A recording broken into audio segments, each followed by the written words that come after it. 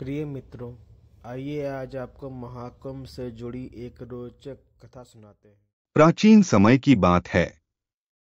प्रयागराज में महाकुंभ का मेला लगा हुआ था। देश के कोने कोने से लोग संगम तट पर स्नान और दान पुण्य के लिए इकट्ठा हुए थे। हर तरफ श्रद्धा और भक्ति का सागर लहरें मार रहा था। इस मेले में दो भाई अर्जुन और कबीर अपने माता पिता के साथ आए थे। अर्जुन 12 साल का था और कबीर 8 साल का। दोनों बहुत प्यार करने वाले भाई थे। संगम पर स्नान करने के बाद माता पिता ने बच्चों को चेतावनी दी थी कि वे एक दूसरे का हाथ न छोड़े। लेकिन मेले की भीड़ इतनी विशाल थी कि अर्जुन और कबीर खेल खेल में अपने माता पिता से अलग हो गए। दोनों डर गए और एक दूसरे का हाथ पकड़कर रोने लगे। भीड़ के धक्कों में अर्जुन का हाथ कबीर से छूट गया और दोनों अलग अलग दिशाओं में खो गए। अर्जुन भटकते भटकते एक शिव मंदिर के पास पहुंच गया। वहीं एक बूढ़े साधु ने उसे देखा और शांत किया। साधु ने उसे आश्वासन दिया कि वह उसकी मदद करेगा। दूसरी ओर कबीर एक नदी के किनारे पहुंचा, जहां एक अघोरी अपनी साधना में लीन था। कबीर रोता हुआ अघोरी के पास गया। अघोरी ने उसकी बात सुनी और कहा, बेटा, डरने की जरूरत नहीं। तुम अपने भाई से जरूर मिलोगे। भगवान की मर्जी से तुम दोनों यहां आए हो। अघोरी ने अपनी शक्ति का उपयोग करके दोनों भाइयों की स्थिति का पता लगाया। उसने अर्जुन के पास पहुंचने के लिए एक गुप्त मंत्र का जाप किया, जिससे वह साधु को संकेत दे सके। साधु और अघोरी ने मिलकर भाइयों को मिलाने की योजना बनाई। अर्जुन और कबीर ने इन साधुओं के साथ कुछ दिन बिताए। साधु ने अर्जुन को ध्यान और योग सिखाया, जबकि अघोरी ने कबीर को आत्मविश्वास और धैर्य का पाठ पढ़ाया। दोनों भाइयों ने इन साधुओं से जीवन के गहरे सत्य सीखे। एक दिन अघोरी और साधु ने संगम तट पर एक विशेष पूजा का आयोजन किया। इस पूजा में अर्जुन और कबीर को लाया गया। जैसे ही दोनों भाइयों की नजरें मिलीं, वे दौड़कर एक दूसरे से लिपट गए। उनकी खुशी का ठिकाना नहीं था। साधु और अघोरी ने भाइयों को उनके माता पिता से मिलाने में भी मदद की। माता पिता ने साधु और अघोरी का आभार व्यक्त किया और वचन दिया कि वे अपनी संतानों को कभी अकेला नहीं छोड़ेंगे। महाकुंभ का यह अनुभव अर्जुन और कबीर के जीवन का सबसे बड़ा सबक बन गया। उन्होंने सीखा कि जीवन में धैर्य और विश्वास बनाए रखना कितना महत्वपूर्ण है। अघोरी और साधु की शिक्षा ने उन्हें एक नई दिशा दी। महाकुंभ से लौटने के बाद अर्जुन और कबीर ने साधु और अघोरी द्वारा सिखाए गए ज्ञान को अपनी जिंदगी में उतार लिया। दोनों भाई अब सिर्फ माता पिता के ही नहीं, बल्कि पूरे गांव के आदर्श बन गए थे। अर्जुन ने योग और ध्यान की शिक्षा को आगे बढ़ाने का संकल्प लिया, जबकि कबीर ने जरूरतमंदों की मदद करने और दूसरों को साहस व आत्मविश्वास देने का। कुछ महीनों बाद अर्जुन और कबीर को पता चला कि वही साधु और अघोरी उनके गांव के पास से गुजर रहे हैं। दोनों भाइयों ने गांव वालों के साथ मिलकर उनका स्वागत किया। साधु और अघोरी ने गांव में एक सत्संग का आयोजन किया, जिसमें उन्होंने भक्ति, ध्यान और आध्यात्मिकता के महत्व पर प्रवचन दिया। गांव के लोग उनके ज्ञान से अभिभूत हो गए। सत्संग के दौरान अघोरी ने गांव के एक बीमार वृद्ध को ठीक कर दिया, जो वर्षों से चलने फिरने में असमर्थ था। इस चमत्कार ने गांव वालों का विश्वास और बढ़ा दिया। साधु ने गांव वालों को सिखाया कि सच्ची भक्ति और सेवा से बड़ा संकट टाला जा सकता है। साधु और अघोरी की उपस्थिति ने पूरे गांव को बदल दिया। गांव के लोग आपस में अधिक सहयोगी और दयालु हो गए। अर्जुन ने योग के लिए एक आश्रम स्थापित किया, जहां वह गांव के बच्चों को निःशुल्क शिक्षा देने लगा। कबीर ने अघोरी के मार्गदर्शन में एक सेवा केंद्र खोला, जहां जरूरतमंदों को भोजन और चिकित्सा दी जाती थी।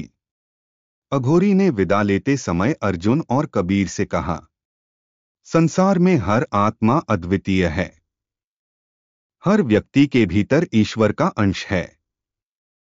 जब तक आप अपने ज्ञान और शक्ति का उपयोग दूसरों की भलाई के लिए करेंगे, तब तक आप महाकुंभ की उस अमृत धारा से जुड़े रहेंगे जो जीवन का सार है। अर्जुन और कबीर ने अपने जीवन को साधु और अघोरी के बताए मार्ग पर चलते हुए समाज के लिए समर्पित कर दिया। उनका जीवन महाकुंभ के अद्भुत अनुभव और उन शिक्षाओं का प्रतीक बन गया जो आत्मविश्वास, सेवा और आध्यात्मिकता के माध्यम से इंसान को महान बनाती हैं। इस प्रकार महाकुंभ में खोए हुए दो भाई न केवल आपस में मिले, बल्कि उन्होंने अपने जीवन को एक नई दिशा दी। अर्जुन और कबीर के कार्यों की ख्याति दूर दूर तक फैलने लगी। उनके गांव में आसपास के इलाकों से लोग आने लगे, योग सीखने और सेवा कार्यों में भाग लेने। अर्जुन ने गांव के बच्चों को सिर्फ योग नहीं, बल्कि जीवन जीने की कला भी सिखाई। वहीं कबीर के सेवा केंद्र ने गरीबों और बेसहारा लोगों के लिए एक उम्मीद की किरण पैदा की। कुछ वर्षों बाद साधु और अघोरी एक बार फिर गांव लौटे। इस बार उन्होंने देखा कि गांव में एक नई ऊर्जा है। गांव के लोग अब शिक्षित और संगठित थे। अर्जुन और कबीर ने उन्हें पूरी तरह से बदल दिया था। साधु और अघोरी दोनों भाइयों से बहुत प्रसन्न हुए। साधु ने अर्जुन से कहा, योग और ध्यान सिर्फ शरीर और मन को शांत करने का माध्यम नहीं है, यह आत्मा से जुड़ने का मार्ग है। तुमने इसे दूसरों तक पहुंचाया, यही तुम्हारी सबसे बड़ी सफलता है। अघोरी ने कबीर से कहा, तुम्हारे सेवा कार्यों ने साबित कर दिया कि मानवता ही सबसे बड़ा धर्म है। याद रखना, सेवा में कभी थकान नहीं होती। साधु और अघोरी ने अर्जुन और कबीर को सुझाव दिया कि वे अपनी सेवा और शिक्षा को और आगे ले जाएं। उन्होंने दोनों भाइयों को पास के बड़े शहर में जाकर आश्रम और सेवा केंद्र खोलने का विचार दिया। अर्जुन और कबीर ने इसे अपनी नई जिम्मेदारी के रूप में स्वीकार किया। गांव के लोगों ने दोनों भाइयों को आशीर्वाद दिया और विदा किया। अर्जुन और कबीर ने वादा किया कि वे समय समय पर गांव लौटते रहेंगे। साधु और अघोरी ने भी उन्हें अपना आशीर्वाद दिया और कहा, तुम्हारा यह कार्य दुनिया में प्रकाश फैलाएगा। अर्जुन ने शहर में एक बड़ा योग आश्रम स्थापित किया, जहां लोग शारीरिक, मानसिक और आध्यात्मिक विकास के लिए आते थे। कबीर ने शहर में एक सेवा संस्थान शुरू किया, जो अनाथ बच्चों और वृद्धों के लिए काम करता था। उनके कार्यों ने न केवल शहर बल्कि पूरे क्षेत्र को प्रेरित किया।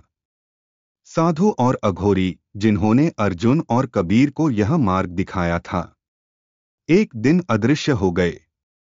लोग कहते हैं कि वे ईश्वर के भेजे हुए दूत थे, जो मानवता को सिखाने आए थे। अर्जुन और कबीर ने उनकी शिक्षाओं को अपने जीवन का आधार बनाकर उनके संदेश को अमर बना दिया। महाकुंभ में अर्जुन और कबीर जैसे बिछड़ गए थे, वैसे ही वे साधु और अघोरी की मदद से फिर मिले। लेकिन उनकी पुनर्मिलन की खुशी अधिक समय तक नहीं टिक पाई। साधु और अघोरी, जो शुरुआत में भाइयों के मार्गदर्शक लगे, उनकी असली मंशा कुछ और ही थी। साधु और अघोरी के बीच वर्षों पुराना विवाद था। दोनों ने अपनी अपनी शक्तियों से महाकुंभ के दौरान अमृत प्राप्त करने का प्रयास किया था, लेकिन हर बार असफल रहे। उन्हें बताया गया था कि अमृत को पाने के लिए दो विशेष आत्माओं की जरूरत होगी, जो भाई हों और उनका खून पवित्र हो। जब साधु और अघोरी ने अर्जुन और कबीर को पाया, तो उन्होंने तय किया कि दोनों भाइयों का इस्तेमाल अपने अपने लाभ के लिए करेंगे। लेकिन अमृत पाने का एकमात्र तरीका यह था कि दोनों भाइयों के बीच घोर युद्ध कराया जाए, ताकि उनकी ऊर्जा अमृत को सक्रिय कर सके। साधु ने अर्जुन को बताया कि कबीर उसके दुश्मनों के साथ मिल गया है और उसके खिलाफ षड्यंत्र रच रहा है। वहीं अघोरी ने कबीर को समझाया कि अर्जुन अब उस पर भरोसा नहीं करता और उसे नीचे गिराने की कोशिश करेगा। भाइयों के मन में एक दूसरे के प्रति संदेह और क्रोध पैदा होने लगा। महाकुंभ के आखिरी दिन संगम तट पर साधु और अघोरी ने एक विशेष अनुष्ठान किया। उन्होंने अर्जुन और कबीर को अपनी अपनी शक्तियां दीं, जिससे वे अद्भुत योद्धा बन गए। दोनों भाइयों को ऐसा लगने लगा कि उन्हें एक दूसरे को हराना ही उनका कर्तव्य है। संगम के तट पर दोनों भाइयों के बीच घोर युद्ध शुरू हुआ। अर्जुन अपनी योग शक्तियों से लड़ रहा था, जबकि कबीर ने अघोरी से प्राप्त तंत्र मंत्र का उपयोग किया। उनका युद्ध इतना भयावह था कि चारों ओर का वातावरण अशांत हो गया। लोग भय और अचरज से यह दृश्य देख रहे थे। युद्ध के दौरान अर्जुन और कबीर के बीच बचपन की यादें सामने आने लगीं। उन्हें याद आया कि वे कैसे एक दूसरे का सहारा बने थे। उनका प्यार और भाईचारा धीरे धीरे जागने लगा। अर्जुन ने कबीर से पूछा, क्या तुम सच में मेरे दुश्मन हो? कबीर ने जवाब दिया, नहीं भाई, पर क्या तुम मेरे खिलाफ हो? तभी दोनों को समझ में आया कि साधु और अघोरी ने उन्हें धोखा दिया है। अर्जुन और कबीर ने अपने अंदर की शक्तियों को एकजुट किया और साधु और अघोरी के पास पहुंचे। दोनों ने जोर से कहा, हमारे बीच कोई दुश्मनी नहीं है। तुमने हमें धोखा दिया, लेकिन अब तुम्हारे खेल का अंत होगा। साधु और अघोरी ने अपनी असली मंशा स्वीकार कर ली। उन्होंने बताया कि वे सिर्फ अमृत प्राप्त करने के लिए यह साजिश कर रहे थे। अर्जुन और कबीर ने अपनी शक्तियों का उपयोग करके साधु और अघोरी को रोक दिया। जब दोनों भाइयों ने अपनी एकता दिखाई तो संगम तट पर एक अद्भुत चमत्कार हुआ।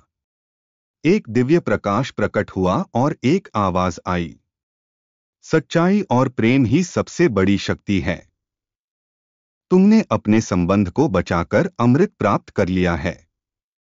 अर्जुन और कबीर को समझ में आ गया कि अमृत कोई तरल पदार्थ नहीं, बल्कि सच्चा प्रेम और विश्वास है।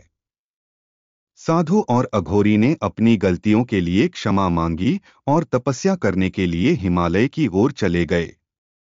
अर्जुन और कबीर ने महाकुंभ से मिले इस अनुभव को जीवन भर याद रखा और पूरी दुनिया को यह सिखाने का संकल्प लिया कि सच्चा बल प्रेम, एकता और विश्वास में है।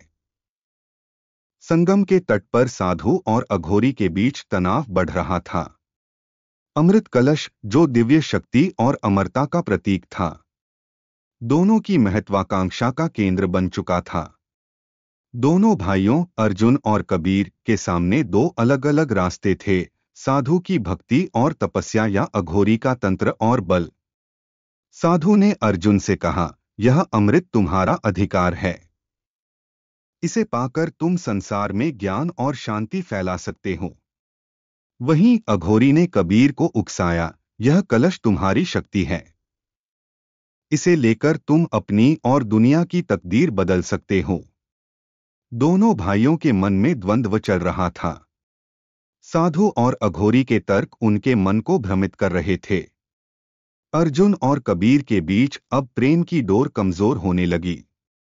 साधु और अघोरी के लालच और षड्यंत्र के कारण अर्जुन और कबीर के बीच बहस बढ़ने लगी। अर्जुन ने कबीर से कहा, तुम यह कलश केवल अपनी ताकत बढ़ाने के लिए चाहते हो। यह धर्म के लिए है। कबीर ने पलटकर कहा, तुम इसे अपने अहंकार के लिए चाहते हो। यह कलश मुझे चाहिए। यह बहस धीरे धीरे संघर्ष में बदल गई। दोनों भाई अब एक दूसरे के खिलाफ हो गए, ठीक वैसे ही जैसे साधु और अघोरी ने चाहा था।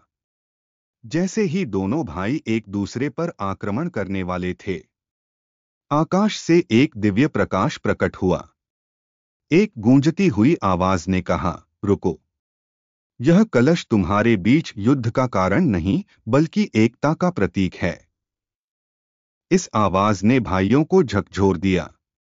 अर्जुन और कबीर ने एक दूसरे की ओर देखा और अपने बचपन की सारी यादें उनके मन में दौड़ गईं। दिव्य प्रकाश ने साधु और अघोरी का असली रूप प्रकट किया। साधु ने स्वीकार किया, मैंने तुम्हें भक्ति और ज्ञान का लालच दिया, लेकिन मेरी मंशा स्वार्थी थी। अघोरी ने कहा, मैंने तुम्हें शक्ति और अधिकार का लोभ दिया, लेकिन यह सिर्फ मेरी इच्छाओं को पूरा करने के लिए था। दोनों ने भाइयों से क्षमा मांगी और कहा कि उनकी एकता ने उन्हें उनकी भूल का एहसास कराया। अर्जुन और कबीर ने अमृत कलश की ओर देखा। उन्होंने महसूस किया कि अमृत कोई वस्तु नहीं, बल्कि उनके बीच का विश्वास, प्रेम और एकता ही असली अमृत है। उन्होंने कलश को संगम के जल में प्रवाहित कर दिया ताकि यह ज्ञान सभी के लिए उपलब्ध हो सके। अर्जुन ने साधु और अघोरी से कहा, ज्ञान और शक्ति का उपयोग तभी सार्थक है जब वह मानवता के कल्याण के लिए हो। कबीर ने जोड़ा, लालच और स्वार्थ से कुछ भी हासिल नहीं होता। सच्चा सुख परोपकार और प्रेम में है। अर्जुन और कबीर ने महाकुंभ में इस घटना का प्रचार किया। लोगों ने उनसे सीखा कि जीवन में सबसे महत्वपूर्ण चीज प्रेम, सेवा और विश्वास है। साधु और अघोरी ने तपस्या का व्रत लिया और मानवता की सेवा में लग गए। प्रयागराज के संगम तट पर 2025 का महाकुंभ पूरे जोश और श्रद्धा के साथ मनाया जा रहा था। लाखों श्रद्धालु गंगा, यमुना और अदृश्य सरस्वती के पवित्र जल में डुबकी लगाने आए थे। इस बार का महाकुंभ विशेष था क्योंकि यह 144 वर्षों के बाद ऐसा संयोग था जब ग्रह नक्षत्रों की स्थिति समुद्र मंथन की घटनाओं को फिर से जागृत कर रही थी। अर्जुन और कबीर, जो इस समय के लिए तैयार थे, ने महाकुंभ में आए लाखों लोगों को सच्चाई बताने और महाकुंभ के पीछे की असली कहानी को उजागर करने का निश्चय किया। अर्जुन ने संगम तट पर श्रद्धालुओं को संबोधित करते हुए कहा, महाकुंभ सिर्फ एक धार्मिक आयोजन नहीं है। यह उस महान घटना की याद दिलाता है जब देवताओं और असुरों ने मिलकर समुद्र मंथन किया था। उन्होंने समझाया कि समुद्र मंथन, जो सृष्टि के प्रारंभिक काल में हुआ था, देवताओं और असुरों के बीच अमरता के अमृत को पाने का संघर्ष था। यह संघर्ष केवल शक्ति का नहीं, बल्कि धैर्य, एकता, तपस्या का प्रतीक था। समुद्र मंथन से 14 रत्न निकले, जिनमें अमृत कलश सबसे महत्वपूर्ण था। देवताओं और असुरों के बीच इसे लेकर विवाद हुआ, लेकिन भगवान विष्णु ने मोहिनी रूप धारण कर इसे देवताओं को सौंप दिया। अमृत का वितरण प्रयागराज के संगम क्षेत्र में हुआ, जिसे ब्रह्मा जी ने सबसे पवित्र स्थान कहा था। कबीर ने आगे कहा, प्रयागराज को तीर्थराज क्यों कहा जाता है, यह भी इसी घटना से जुड़ा है। देवताओं ने अमृत को सुरक्षित रखने के लिए 4 स्थान चुने: हरिद्वार, उज्जैन, नासिक और प्रयागराज। इनमें प्रयागराज को विशेष महत्व इसलिए दिया गया क्योंकि यहाँ 3 पवित्र नदियों का संगम है। यह स्थान आध्यात्मिक ऊर्जा का केंद्र है। हर 144 वर्षों में ग्रह नक्षत्र ऐसी स्थिति में आते हैं जो समुद्र मंथन की ऊर्जा को जागृत करते हैं। इसे ही महाकुंभ का महायोग कहा जाता है। अर्जुन और कबीर ने श्रद्धालुओं को बताया कि 2025 का महाकुंभ विशेष है क्योंकि यह सिर्फ पवित्र स्नान का मौका नहीं है, बल्कि आत्मा को जागृत करने और मानवता को अमृत का वास्तविक अर्थ समझाने का अवसर है। अर्जुन ने कहा, अमृत सिर्फ अमरता का प्रतीक नहीं है, यह सत्य, प्रेम और सेवा का मार्ग है।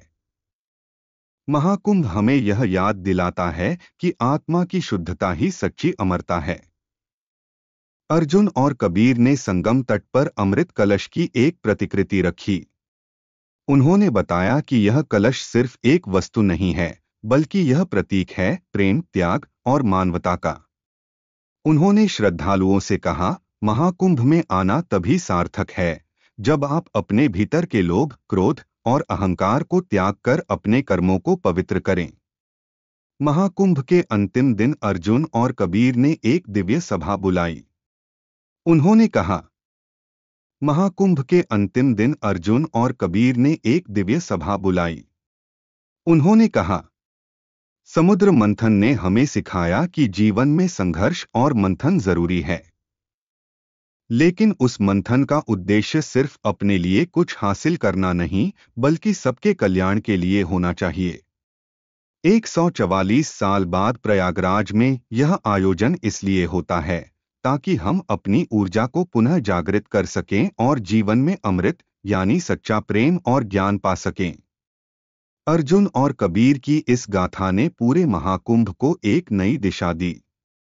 संगम तट पर श्रद्धालुओं ने अपने भीतर परिवर्तन महसूस किया। अमृत कलश की कहानी ने सभी को यह सिखाया कि सच्ची अमरता प्रेम, विश्वास और परोपकार में है।